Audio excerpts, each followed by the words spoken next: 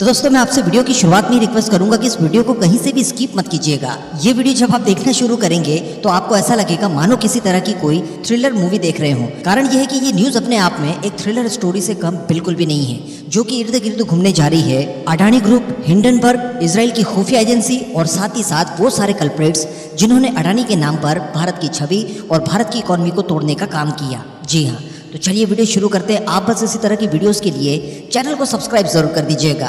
दरअसल मैं आपको बता दूं कि जब हिंडनबर्ग का पहली बार अटैक हुआ था अडानी ग्रुप के ऊपर, इन्हें काफी नुकसान हुआ था। लगभग $150 बिलियन के आसपास इनकी कंपनी की वेल्थ गिर गई थी। उस समय हिंडनबर्ग और इसके संस्थापक नाथन एंडरसन की तरफ से यह आरोप लगाया गया था कि ये आज तक के कारपोरेट इतिहास का सबसे बड़ा घोटाला है। उल्टे सीधे मनगढ़ंत कई तरह के आरोप लगाकर कंपनी को अच्छा खासा डैमेज किया गया। बाद में शॉर्ट सेलिंग वगैरह भी हुई, हम सभी लोगों ने इसको देखा।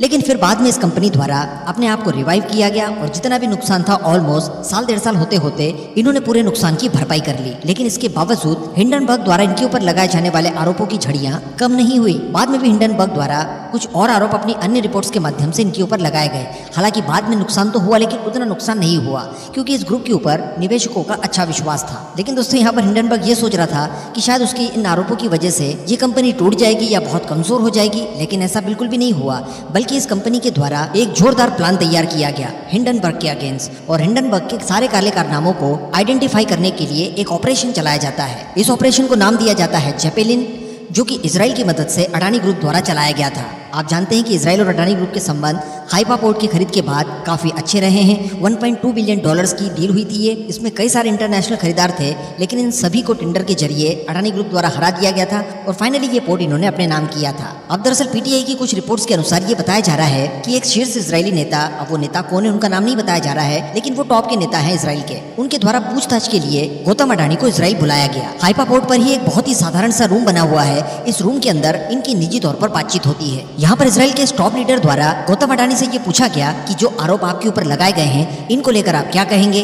तो बताया जा रहा है कि अडानी ने यहाँ पर काफी मजबूती के साथ, बिल्कुल दृढ़ता के साथ ये कहा कि देखिए ये सारे आरोप बेबुनियाद हैं और इस तरह का कोई भी लेना देना हमारी कंपनी का नहीं है। इसके अलावा मैं आपको बता दूं कि ये जो हाइपा पोर्ट पर रूम बनाया गया था, जहाँ पर एक तरह से इंटेरोगेशन किया गया था, जहाँ पर अडानी थे, इजराइल के टॉप लीडर थे। इसके अलावा बताया जा रहा है कि पोर्ट के जो अध्यक्ष हैं वो भी मौजूद थे और साथ ही साथ मोसाद के एक उच्च रैंकिंग वाले अधिकारी जिनका नाम एशेल आर्मोनी बताया जा रहा है वो भी इस दौरान मौजूद थे। इसके बाद बताया जाता है कि अडानी ग्रुप की मदद करने का फैसला इजराइल द्वारा किया गया, क्योंकि इजराइल के कुछ प्रतिष्ठित लोगों का यह मानना था कि हिंडनबर्ग की ये जो रिपोर्ट आई है जिसमें ये लोग अडानी के ऊपर टारगेट कर रहे हैं, ये हाइपा पोर्ट की डील को कमजोर करने के लिए किया जा रहा है। क्योंकि हाइपा पोर्ट आप जानते हैं जैसा कि ये आईमेक कॉरिडोर के लिए एक महत्वपूर्ण गंतव्य होने जा रहा है, जो कि सीधे सीधे चाइना की BRI परियोजना को चैलेंज करने के लिए तैयार करवाया जा रहा है। अब इसके बाद ऑपरेशन जेपेलिन शुरू हो जाता है, जिसके तहत बताया ये जा रहा है कि एक गुप्त रूप से जांच आयोजित की जाती है हिंडनबर्ग रिसर्च के आंतरिक कामकाज को लेकर। यानी हिंडनबर्ग की पूरी कुंडली यहाँ से पता करने के लिए इनका काम शुरू होता है। एक तरह से स्पिनाच शुरू हो जाती है, जासूसी। बताया जा रहा है कि यहाँ पर जांच की शुरुआत में या जासूसी की शुरुआत में हिंडनबर्ग रिसर्च के न्यूयॉर्क ऑफिस और साथ ही इसके फाउंडर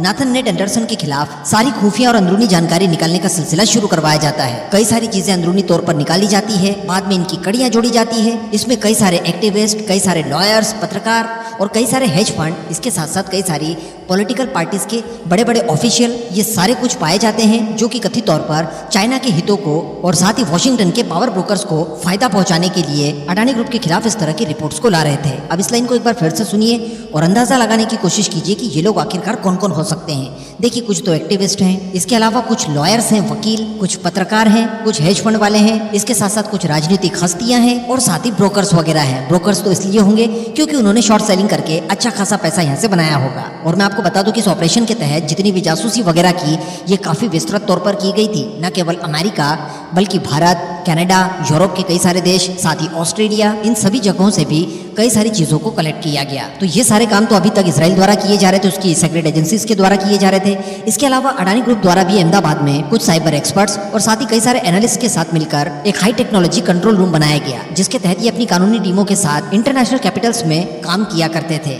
संभवतः ये सारी चीजें जब चल रही होंगी और ये फंसने की कगार पर आ चुके होंगे, उसके बाद इनकी तरफ से एक और कार्रवाई की जाती है, जो सबसे लास्ट थी जो बाइडेन के कार्यकाल के दौरान। अडानी अडानी के खिलाफ एक कोर्ट में मुकदमा दायर किया जाता है, जिसमें कथित तौर पर रिश्वत देने लेने का मामला लगाया जाता है। हालांकि इसके बाद अडानी के द्वारा भी एक लॉयर्स की टीम हायर की जाती है, जो कि न्यूयॉर्क में सबसे प्रतिष्ठित थी। ये वही लॉ फर्म थी जो कि इलॉन मस्क द्वारा भी हायर की गई थी। मैंने एक पास्ट में एक वीडियो में आपको बताया था। इसके बाद होता यह है कि हिंडनबर्ग के कुछ अधिकारी और अडानी ग्रुप की जो लॉ फर्म थी जो उन्होंने हायर की थी, इनके बीच में एक बैठक होने का निश्चय होता है। हालांकि बाद में ये कंफर्म नहीं हुआ है अभी तक कि ये बैठक हुई थी या फिर नहीं हुई थी। लेकिन फिर इसके बाद सडनली ये देखने के लिए मिलता है कि हिंडनबर्ग अपनी दुकान पर ताला लगाकर शटर गिराकर भाग जाता है। तो हो सकता है कि यहाँ पर हिंडनबर्ग को ये जानकारी मिल गई हो कि बड़े स्केल पर इजराइल और साथ ही अडानी ग्रुप इन दोनों की तरफ से इंडिविजुअली कुछ ऑपरेशंस चलाए जा रहे हैं, उनके खिलाफ सबूत इकट्ठा किए जा रहे हैं। अगर ये सारे सबूत सामने आ जाते हैं तो बाद में इन्हें परेशानी हो सकती है। तो इन परेशानियों से बचने के लिए किसी तरह से बीच में मांडवाली करके इन्होंने अपनी दुकान बंद करके जाने का निर्णय कर लिया हो। तो खैर जो कुछ भी हो, यहाँ पर इजराइल को थैंक यू बोलना पड़ेगा, क्योंकि यहाँ पर इजराइल द्वारा इस तरह से भारत की छवि धूमिल होने से बचाई गई और साथ ही इस तरह के कृत्य दोबारा न हो पाए, इसके लिए भी एक मजबूत आधार हमें दे दिया है, हमें कॉन्शियस भी कर दिया है कि चाइना जैसा देश इसके पीछे कल्प्रिट हो सकता है। कुछ पत्रकार, कुछ पॉलिटिकल हस्तियां, कुछ हेज फंड और कुछ एक्टिविस्ट जो कि नॉर्मल से दिखाई देते हैं, लेकिन ये खतरनाक हो सकते हैं।